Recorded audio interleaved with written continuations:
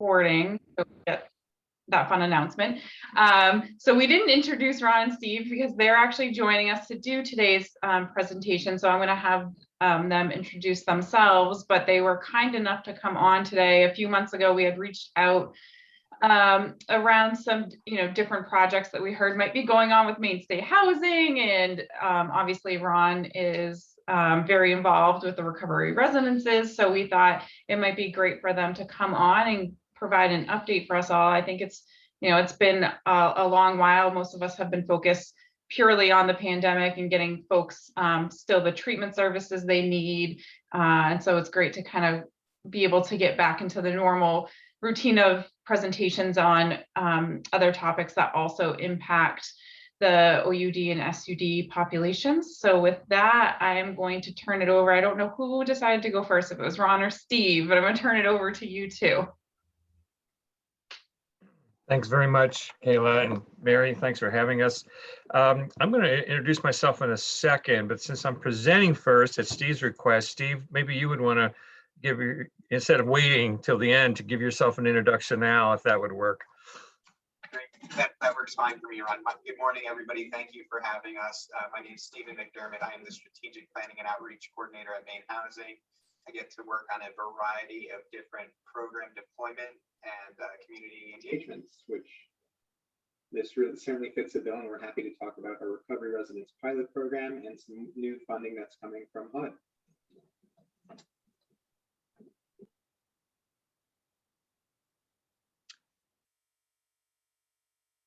Okay. Can anybody see the screen that I just shared? Yes, we can. Great. Good morning, everyone. Thanks for having us. It's nice that you invited a couple guys to your ladies club. This is just really special. We feel really special. And I know some of you, and it's great to hear all the work that's going on, whether it's options or the service locator tool, all the other projects that are happening. There's so much of a greater awareness around what treatment is, what's in the continuum of care for substance use disorder, and how our service delivery system in Maine does and does not reach all those, fill all those needs and reach all those people. We've had so much of an emphasis on the COVID-19 pandemic, which well-deserved. Sadly, during this time, the opioid epidemic in our state has actually taken more lives than COVID-19 has, and that's a sad statistic. I constantly talk to Gordon and others. Gordon Smith, of course, we all know. And he's as frustrated as any of us about what we can do, and I think there's the sense of desperation. But I know that for me, every day I just have to get up and see what I can do today to help make the situation a little better. And when this opportunity came up, I thought it would be terrific. Let's see if I can get this to work here. Yeah, okay. Very brief introduction of myself. MAR, Maine Association of Recovery Residences, has two full-time staff people, myself and Brittany Reichman. I'm a retired physician. I worked in the field of addiction medicine for many years. Not in Maine, though. Most of my practicing career was out west, where I lived in Washington State. I don't always talk about my own history of recovery from addictive disorders, only one that's really relevant. In this case, I think it is. So, I do identify as a person in long-term recovery, but it's also like saying I had appendicitis when I was 55 years old. I mean, just, revealing one part of my medical history without the other sometimes seems a little weird, but it does have relevance, I think, at times like this. I've been through the treatment process. I've lived in a recovery residence, and have that kind of experience, a very vital, important part of my recovery. So I, of course, then serve as a recovery advocate, like so many of you. And I've been associated with MAR for about 5 years, but only as executive director for the past 14 days. We never had an executive director until now, so we do now. And then there's some contact information, and Mayor, I think these slides will be available, so otherwise you might put some of this in the chat, but I think it'd be fine if if the slides get sent out. There's a lot of confusion in the general population and also among medical providers about what a recovery residence is and what it is not. I participate in the listserv group, and I'm sure some of the physicians here who prescribe medication for abuse disorder also are the same. I recognize some of the names, and I'm amazed at the misinformation that often exists, not always, among a very sophisticated prescribers group about what recovery residences really do. It's kind of been a mystery for a lot of reasons. One is that it's never been a reimbursed medical cost.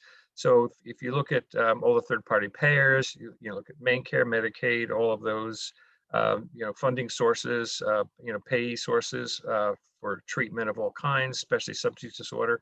There's no line item for recovery housing. It has never existed. And so if that's true, that is true. So because that's true, the assumption is often made, well, it really can't be of much therapeutic benefit, or else it would be a paid resource, which is a paradox. But that's where we're at today. Some of that's changing through grants but not through the medical system. These are coming through SOAR funds, state opioid response grants funds, and others.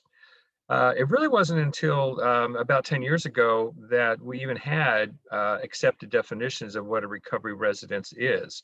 And this is from the National Alliance of Recovery Residences, which was founded in 2011. I'll talk about them a little bit later. But at a minimum, these are residences, home-like environments that offer peer-to-peer recovery support, with some providing professional delivery clinical services and some that don't, but all aimed at promoting abstinence-based long-term recovery. And most employ the social model of recovery, which I will also talk about a little bit more.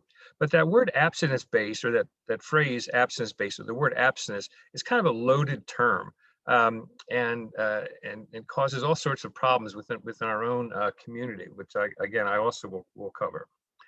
We all know addiction is a chronic disease, often treated as an acute condition.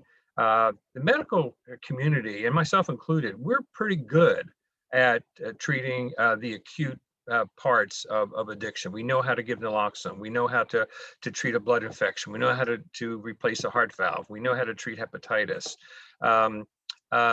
So those are the acute interactions with the medical system. But recovery is a process that takes time. It takes a lot of time. And it's not measured really in days or weeks. It's really measured in months and years.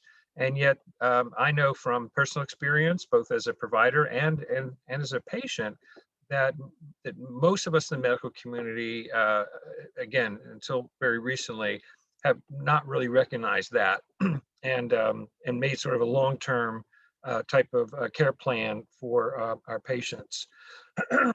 We do know that positive recovery outcomes are strongly associated with duration of recovery support, how long you receive that support.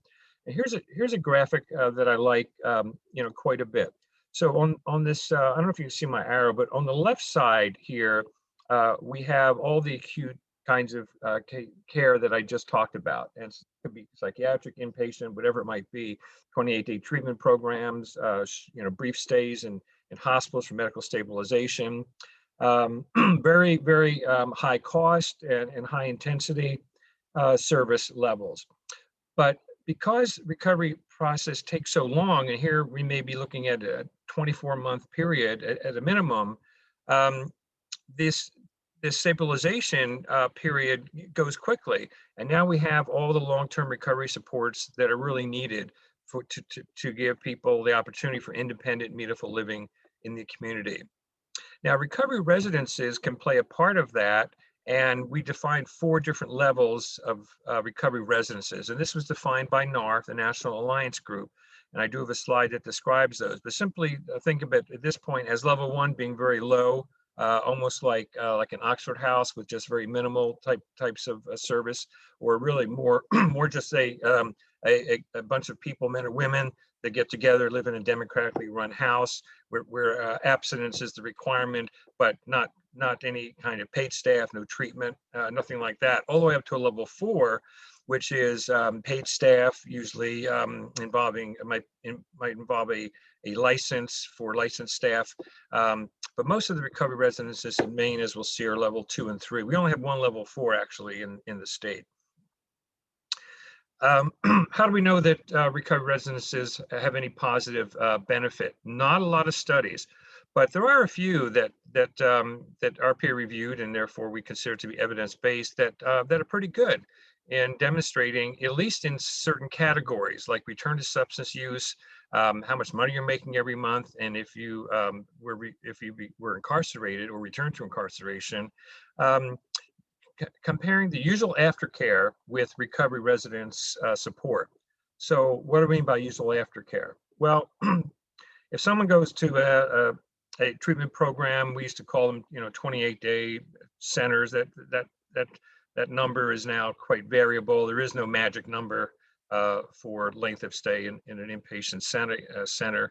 But whatever that is, the usual aftercare would often be meeting with a counselor, a licensed alcohol and drug counselor, or a social worker or a therapist, maybe once a week, maybe attending group therapy, maybe getting a drug screen periodically, and being asked to go to some 12-step meetings if that's your method of peer support.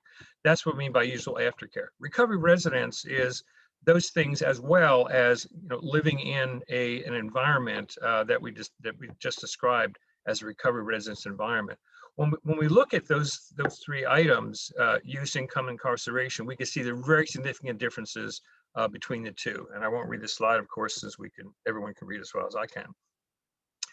I mentioned the social model of recovery, and this is the basis for most of what goes on in a recovery residence. And by understanding this, we understand the difference between a boarding house, a flop house, just a bunch of people living together, and what we define as a recovery residence. So it's really based on the experiential knowledge of the people that live there. So you have people that are brand new, maybe just off the street, detox, just out of incarceration, maybe formerly homeless, and they have experience. They have not just their most recent experience, but also it's usually not their first go round. And so, so they have that experience that they bring with them. And then there are other residents that are there who have been there longer, who are further ahead in the recovery, process, and they begin to share with each other. And so they identify, and then the supports for recovery begin to develop as they develop these connections between the residents. It's not between the resident and, for example, maybe a clinical social worker or someone who comes in, once a week or meet with them periodically. It's a daily, 24/7 type of environment. So in that sense, all the residents are consumers and providers, both giving and receiving help. Involvement in shared recovery activities is vitally important, because without that, you might as well just be living in a sober apartment without any type of activity. So what are these activities? Getting up in the morning, sharing chores, having a meeting with meditation maybe, or something of that nature before the day goes on. People then go off to do either their volunteer work, schooling, or gainful employment. They come back and shop together, have dinner together, go to meetings together, do a house meeting in the evening, maybe an evening meditation before bed, lights out at a time. People are not coming and going. There's rules around that. So all of these things become conducive to an environment of recovery. And this encourages support for abstinence. There may be random drug testing after you have a home visit, drug testing on admission or for a cause. And sometimes the whole house will get tested. If things are a little squirrely around the house, around the residence, the house manager may say, guess what, everybody's getting a drug screen today. And those kinds of things, help each other. And we think of it as a reciprocal relationship between the individual and the social unit.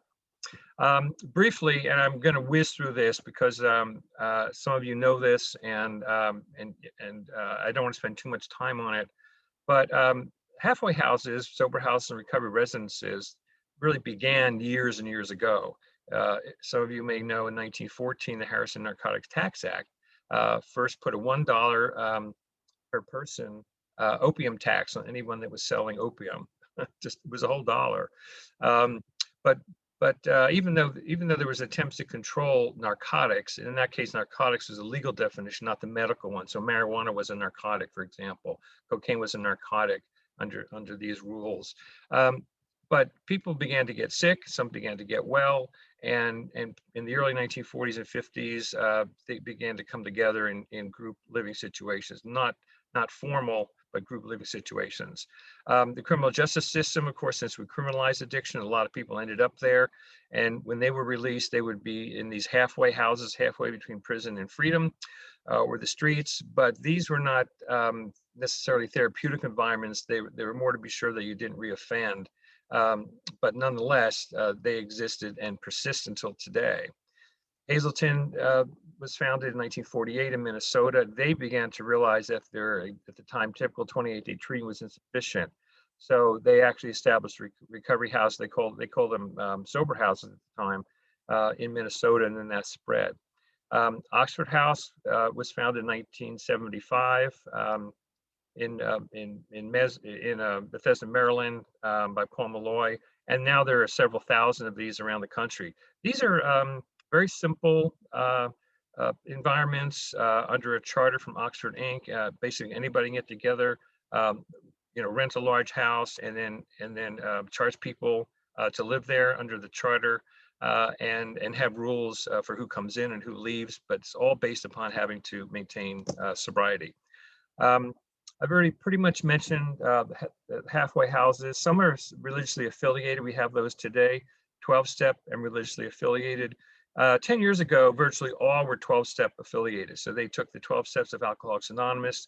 They would say this is our guidepost, and they developed rules around, for example, using any psychiatric or psychoactive medicines, including many medicines for depression and such, and some stigma developed around that. We began to see sober houses expand in the last 20 years. It still emphasize 12-step abstinence programs, which would mean abstinence from all mind and mood altering drugs. That mean you couldn't take cough syrup. You couldn't take Sudafed if you had a cold. You would have to kind of tough things out. So over-the-counter medicine, certain herbal teas were not allowed. Very, very strict rules. I mean, taking an aspirin became like a big deal. You'd almost have to get permission for. These were not professionally run for the most part. They had difficulty serving co-occurring disorders. There's a large overlap between substance disorder and other mental health issues, which we see constantly. Things have improved here, but still is a challenge. Generally, they would follow the social model of recovery and the disease model of addiction, which has been around, for a long time, and they would start adding services.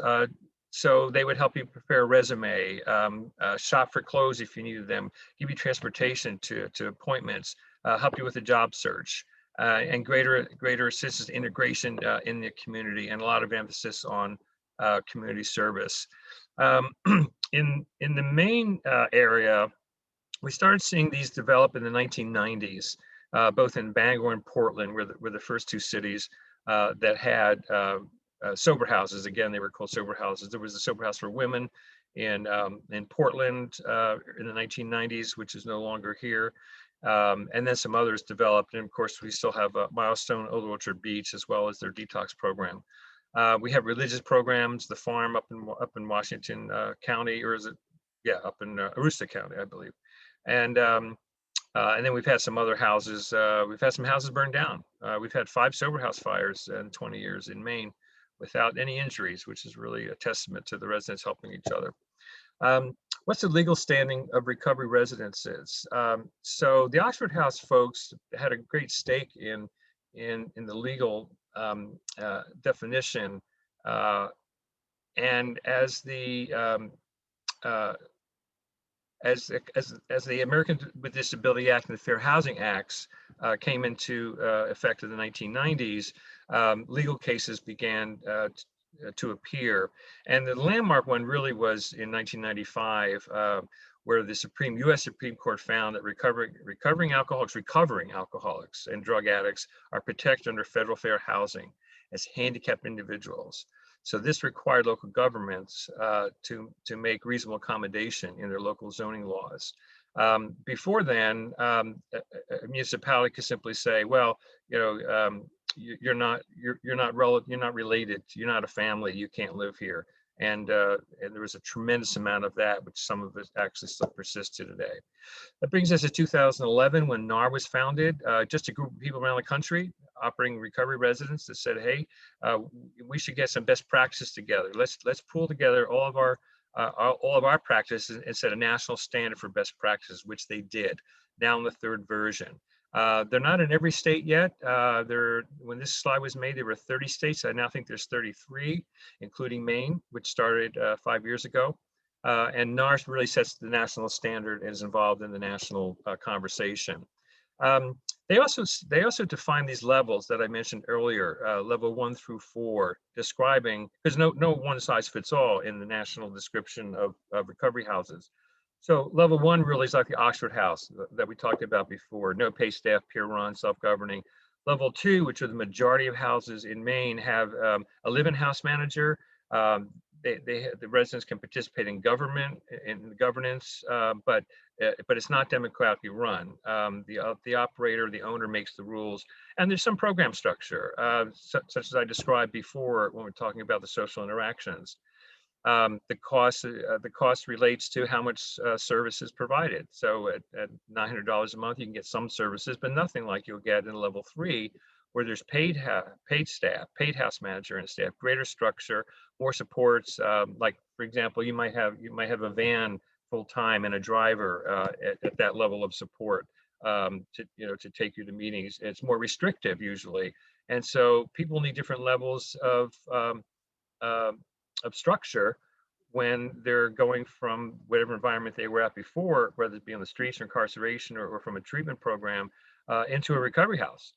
And these tend to have greater, more stringent rules, higher structure, and a lot of people really need that. Sometimes someone will get to a level 2, they won't do well, and they'll be referred to a level 3 for that reason. And then we have a level 4, which actually, again, there is one in the state recently licensed, and that's in Somerset County in Fairfield on the Goodwill Hinckley campus. And they have a license from MaineCare for it's a residential non-medical substance use disorder treatment facility. And again, in Maine, most are level 2. Governor Mills got into the act, thank goodness, early in her administration, the executive order number 2. And did I hear someone on the call saying they're responsible for some of that, which is awesome. So number 1 was expanding MaineCare. Number 2 was dealing with the opioid crisis, which is really amazing. For the first time in Maine, recovery housing was even mentioned in any type of formal order.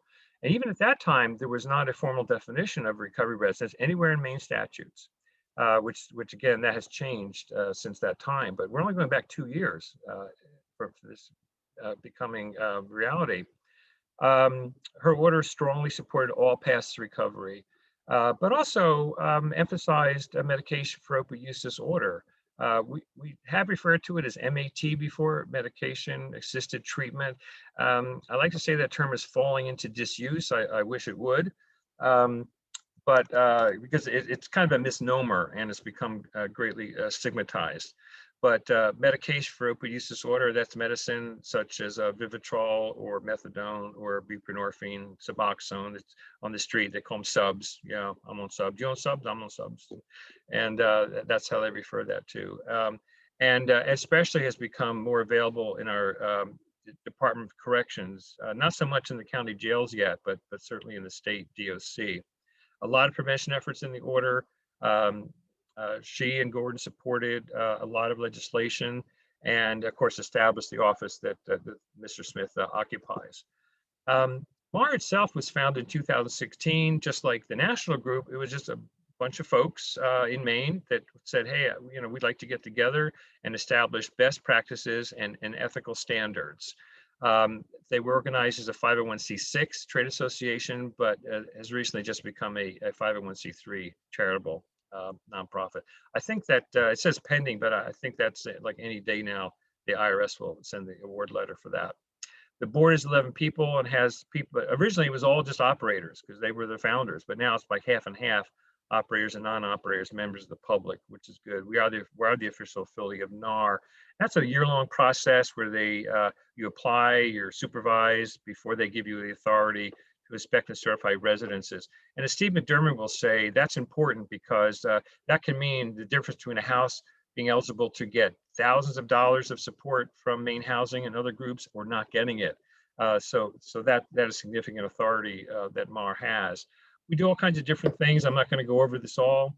But one of the main things that's important, I think, for the public to know is that because we're not the eyes and ears in these recovery residences every day, we have a mediator or ombudsman program. We now call that a grievance facilitator. So there's a poster in every recovery residence in Maine that's certified with us. And if there's a grievance by any resident, all they do is pick up the phone or send an email, and they will get an independent person who will investigate that claim, report them to us, and then we'll see what the issue might be and resolve any problems. We do annual on-site inspections, but we don't have authority over non-members. So right now, certification in Maine is voluntary. We currently have 55 residences, but there are 65 or 70 that we know of that are not certified. So they're really operating with no oversight whatsoever by anyone, even a local authority. There's no licensing required, no registration. Some states are moving in that direction, but very few. Maine is talking about it, but so far we have what we have. And then Maine Housing operates a subsidy program that Steve's going to talk about, and I promise to leave him some time to do that. Marred by the numbers, we now have 55 certified residences, fairly well split between men and women. And those that allow medication for opioid use disorder is now 75% of all of the residences in the state. When we were founded in 2016, there was only one house that allowed people who were on Suboxone to live there. Now it's 3/4. So that's a tremendous amount of progress. We do a bunch of different stuff. I don't want to dwell on this. It's in the materials. We have the grievance mechanism. We do the annual inspections. People have to do corrections. We receive public complaints.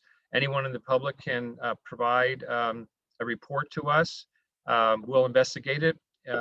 We also do receive reports for non-certified houses, but there's not much we can do about them because we don't have a direct authority.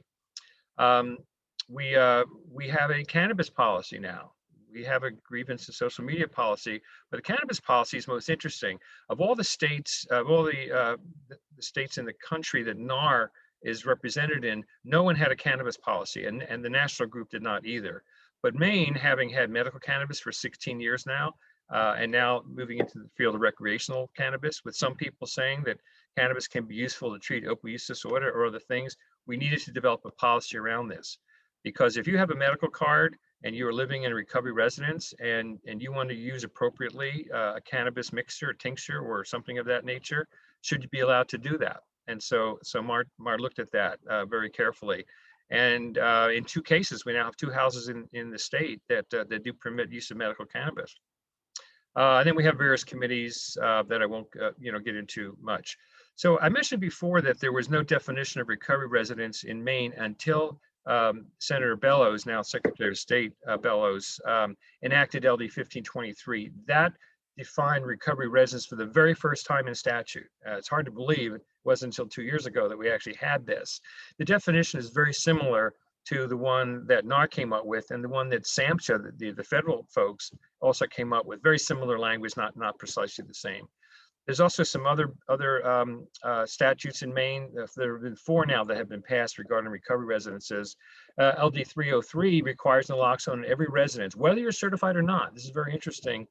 This applies to anybody operating a recovery residence. Something that meets that definition must have at least 2 doses of naloxone on every floor of the house where people sleep.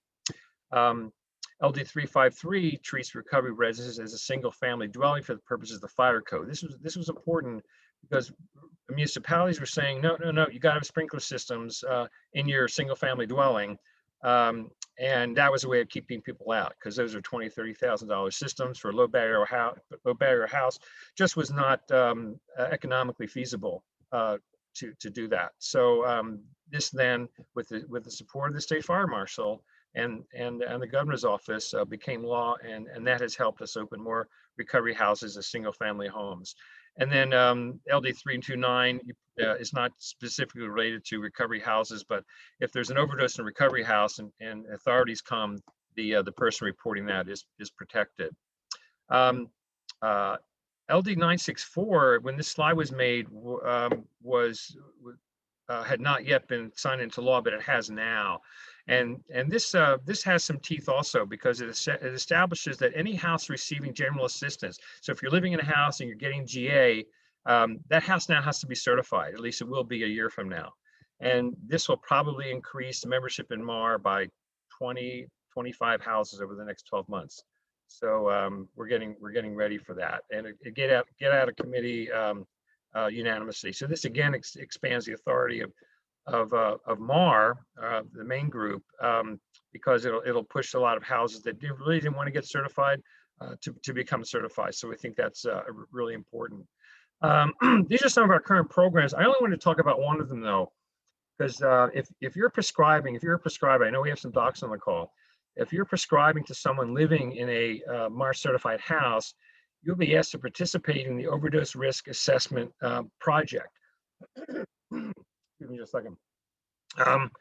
What is this? It's a project that the Pew people have funded for us. We received the pending a notice, which means that anyone moving into a MAR certified house with a diagnosis of opioid use disorder, whether or not they're taking medication for opioid use disorder, they will receive an overdose risk assessment. We've asked Dr. Scott Hansen, some of you may know Dr. Hansen, who works in the state in this field, to serve as our medical advisor. This will mean that if someone is assessed at high risk and they're living in an environment where medication for opioid use disorder is not allowed, that they will be flagged. This will be, we can't say you can't live there, but we can say you are at very high risk, and there will be information that they are given about using buprenorphine as a protective measure. We do see people who may get a scholarship to live in a house that doesn't allow MOUD, and they say, well, I'll go off my sub so I can live in this house, because they're incentivized by a housing award scholarship, like from a private foundation, which only gives awards to a house that doesn't permit MOUD. That could be at high risk. We want to avoid that situation. We want to be sure that person gets proper placement. So this pilot project will help us to do that. The last two slides, well, there's three, but there's really two slides that I want to finish on. Talks about recovery capital, and that's been around that almost 20 some years now. We've talked about recovery capital, basically the resources that a person has to help them get well.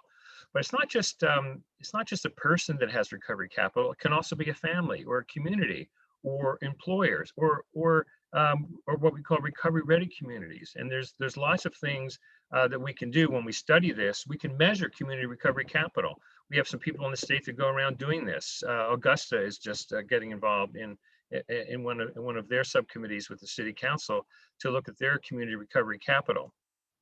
So it's an important concept.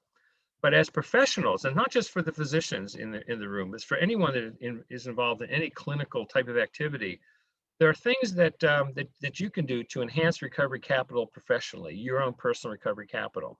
Talk about recovery process with your colleagues. You have a person in recovery and you're not that familiar with the process, talk to some of your colleagues that may be able to give you some additional insight. Attend an open meeting. Most 12-step meetings, well, all 12-step meetings are open or closed. Closed means alcoholics only, so guests are not allowed, but most meetings are open.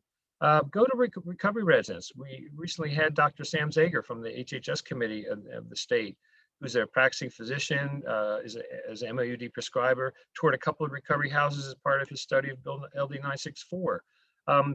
Think about proposing a Grand Rounds or Journal Club in your group. volunteer to speak at recovery activities about your practice. You don't have to be an expert in recovery to talk about your own experiences. And then become familiar with the statewide resources. I know a lot of you on the call are already. When you're working with a person who is in recovery, mark their time. Mark your patient's time in recovery with the milestones that occur.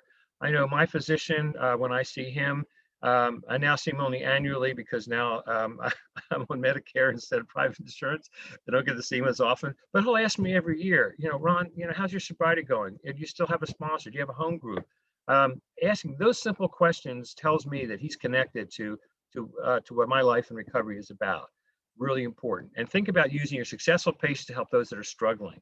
Now, there's some issues around that, which I understand, but there are also ways that you can help people to meet those that are successful in recovery and become familiar with the various pathways to recovery. It's more than just AA or NA, more than just Smart Recovery. There's literally dozens of different paths.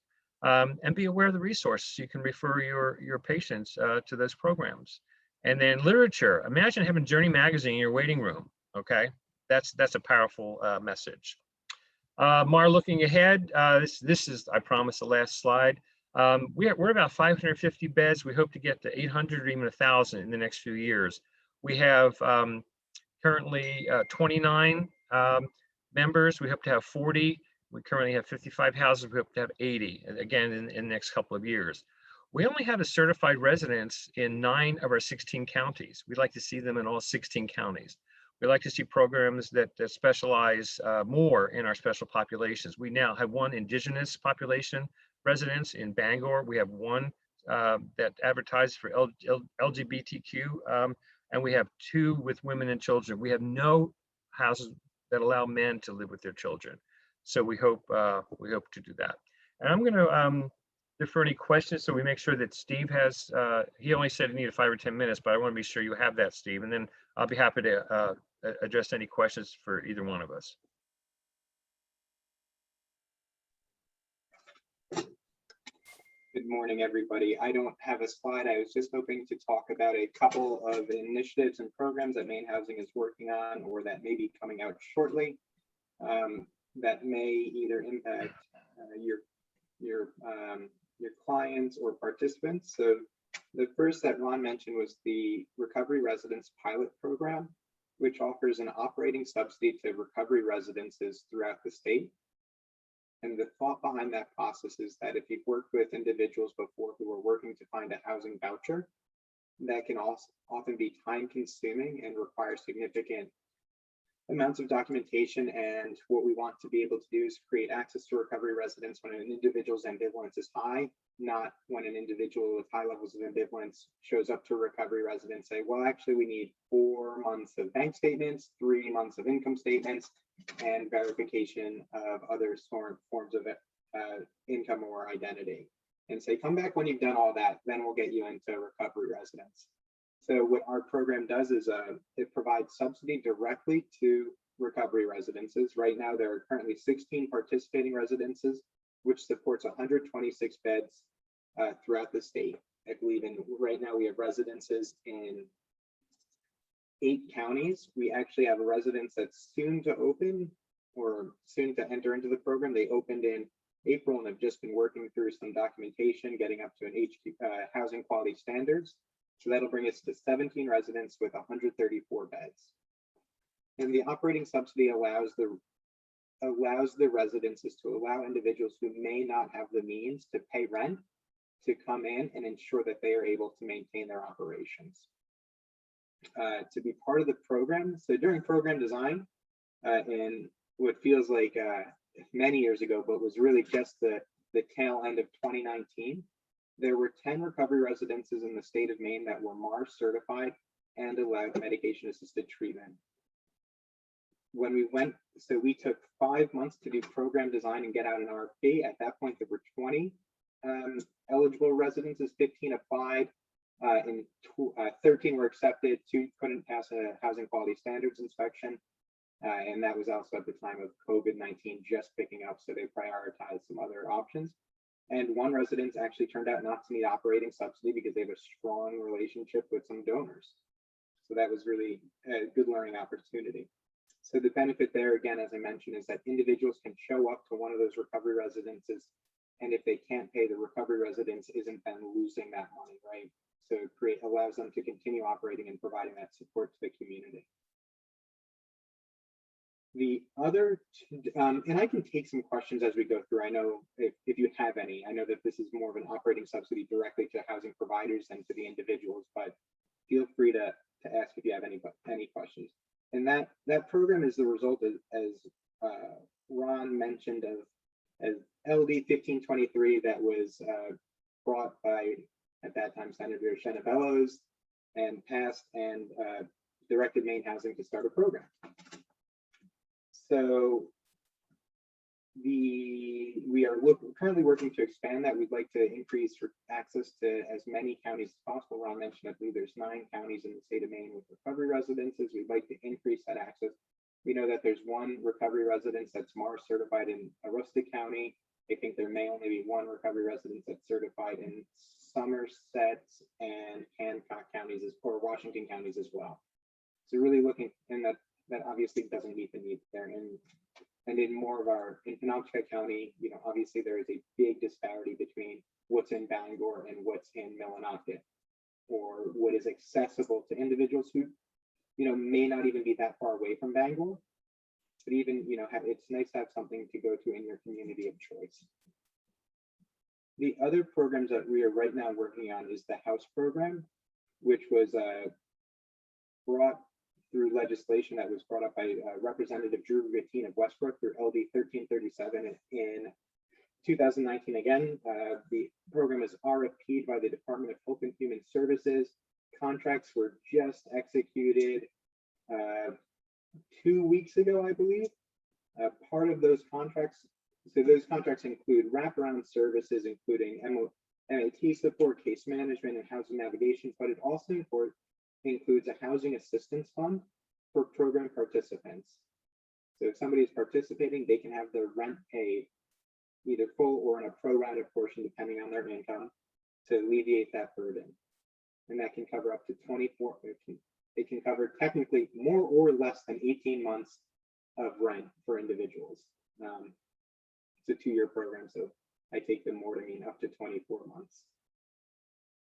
And then the last program that we're working on right now is HUD. HUD has funded 25 municipalities with recovery housing funds, which is to support safe transitional housing for individuals in substance use disorder, in recovery from substance use disorder. Maine was awarded roughly $950,000, and those right now, Maine Housing is in the process of drafting our action. When we're working with the federal government, we have to draft an action plan, goes out to public comment, then we will draft an RFP that will go out to the public. So we're hoping to have those funds made available for later, hopefully mid-fall, early to mid-fall. We should have an RFP out for use of those funds. So what we're seeing is what I would call a 2-pronged approach. One is supporting the housing providers directly so that they can allow people to come right in and open their doors. The other is providing support directly to the individual, allowing the individuals to identify communities or residences of their choice to live in, which we know can have a significant impact on outcomes. And I'm assuming I don't need to go deep with this group into how housing can play a significant impact on health outcomes, and health outcomes can play a significant impact on housing status and being able to maintain that. But those are 3 programs that Maine Housing is working on to, help ameliorate negative outcomes of the really significant epidemic that's going on in the state in regards to substance use, and helping individuals access housing through a robust continuum of housing. Great, thank you both. So I want to open it up to questions or comments folks may have. So I will be quiet for a moment and let folks unmute themselves if they have anything they want to discuss. I'll start. This is wonderful information, and as the technical assistance branch of the options program, I'd love to send this recording to them if that's okay with you guys. And I'd also like to invite and reach out to you to have a meeting with just the liaison so that they can ask questions and you guys can hear feedback from the actual boots on the ground individuals, if that would be helpful. Perfect.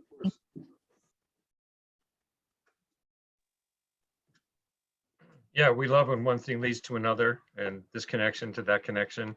In Maine, a lot of that happens and some of the best stuff happens as a result. In a lot of my one-on-one coaching calls with the liaisons, their biggest struggle is housing for individuals. Right. This would be very helpful for, I think, you guys to hear where the major struggles are, as well as for them to get information from you that the support is there and coming in the areas where there's the gap currently. Yeah, there's new houses opening all the time. We have 4 right now that are in just the advanced stages. Some aren't even open yet. They're brand new. Others are just becoming members. But like our first house in Hancock County that'll be certified. I'm going up to see them next week, and no one really knows about that yet. But Right. if you're in Hancock County and you want to, or someone in the area, and there's very little up there, as you know. If they reach out to us, it's not even on the website yet. We can say, oh yeah, these guys are getting started. You can reach out to them. So a lot of that happens. That'd be wonderful.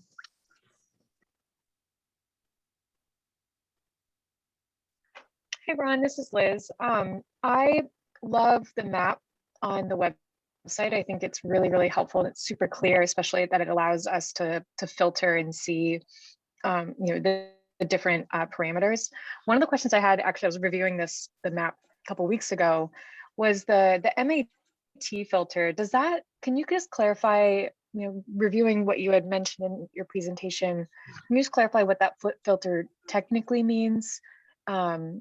If I were to see if MAT is next to a recovery residence listed on the site, does that mean that they allow that person to receive Suboxone or buprenorphine or methadone treatment outside, or is that just wanted some clarity on that?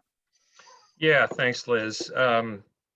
Yeah, that map is fairly new. It's our first try at doing a locator map. And any of you involved in a locator project, you have to know like longitude and latitude and all that sort of thing. It's very interesting. The MAT designation, there's still a lot of stigma around it, around the community. And we try to be really clear that it's not just Suboxone. It's really, what's your medication policy? Again, it's not just for opioid replacement medicine. It can be for other things too, like if you have attention deficit disorder, can you take a medicine called Vyvanse, which is sort of related to the amphetamine class of medicines. Some places don't even know what that means, and they don't have a policy around it.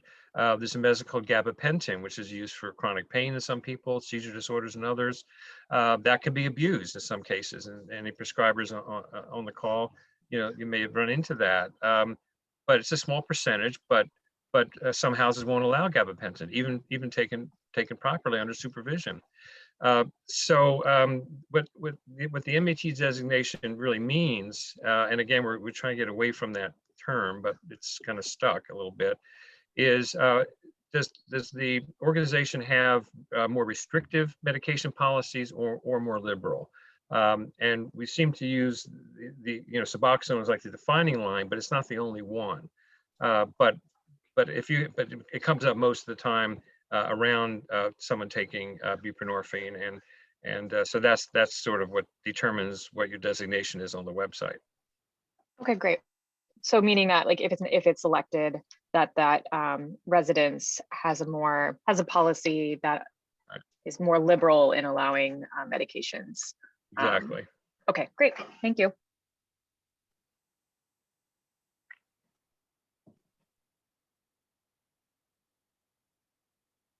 And one thing I didn't touch on, and is probably very important from a housing perspective, is that Maine Housing, all the residences that receive funding for Maine Housing need to pass a housing quality standards inspection to ensure that they're up to code and they are quality housing, so that we are ensuring that individuals have a safe and therapeutic milieu that they can go to and be proud of. I think that's it's an important part of recovery, is having pride in being in where you are, but also from a safety standpoint. So I think that meets a couple different purposes. And Ron is going to have to live with me saying MAT right now because it was written into legislation. And that's the language I have to use when describing the programs. But all the residences need to allow individuals to receive MAT. I don't think any of our residences that we're participating with have an MAT provider necessarily associated with them on staff. They may partner with somebody who does that. So I thought I wanted to make sure I included those distinctions.